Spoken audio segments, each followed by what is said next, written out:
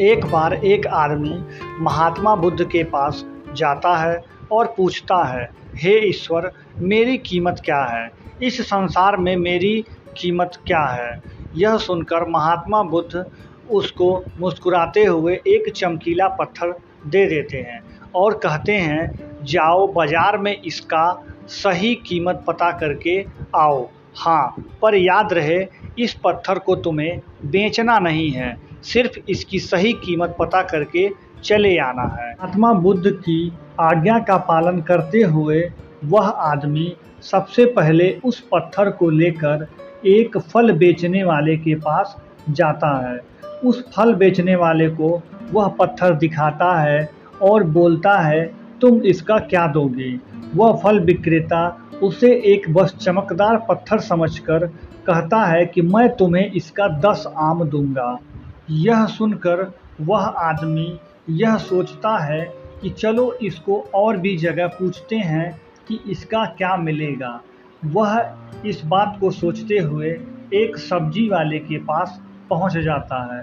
वह सब्जी वाले के पास जाकर इस पत्थर को दिखाता है और कहता है कि तुम इसका क्या दोगे? सब्जी वाला पत्थर देखकर एक चमकीला पत्थर समझकर, एक कीमती पत्थर समझकर उसको कहता है कि मैं तुम्हें इसके बदले में एक बोरी प्याज दे दूंगा। यह सुनकर आदमी सोचता है कि इस पत्थर की और भी अधिक कीमत मिल सकती है, जिसकी तलाश में वह एक ज्वेलरी की दुकान पर जा पहुंचता है। ज्वेलरी को पत्थर दिखाते हुए पूछता है कि आप इसका क्या देंगे? ज्वेलरी इस पत्थर को देखते ही तुरंत पहचान जाता है कि यह एक बेशकीमती रूबी पत्थर है, जिसका कीमत अनमोल है।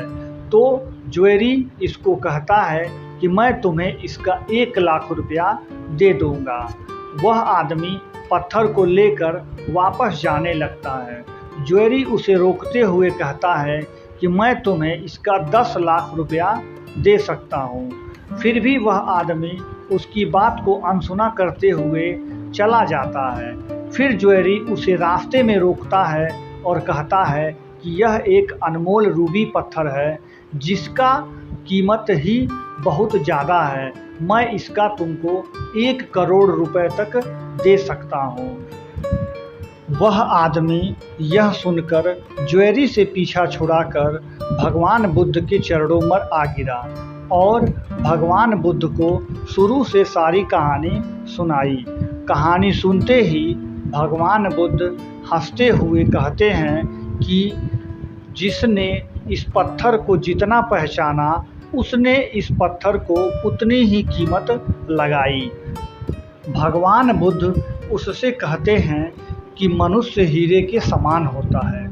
जो लोग हीरे को जितना पहचान पाते हैं, वो उसकी इतनी ही कीमत लगा पाते हैं। इसी प्रकार जो लोग मनुष्य को जितना पहचान पाते हैं, उसका उतना ही महत्व देते हैं। लेकिन मनुष्य और हीरे में अंतर होता है। हीरे को कोई और तराशता है, जबकि मनुष्य को खुद को अपने आप को तराशना पड़ता है। आप अपने आप को अधिक से अधिक तराश कर अपनी चमक को बिखेर दीजिए, जिससे आपकी कीमत इस धरती पर, इस दुनिया में अधिक हो जाएगी। अगर यह कहानी आपको अच्छी लगी हो तो इस वीडियो को लाइक, शेयर एंड सब्सक्राइब जरूर करें।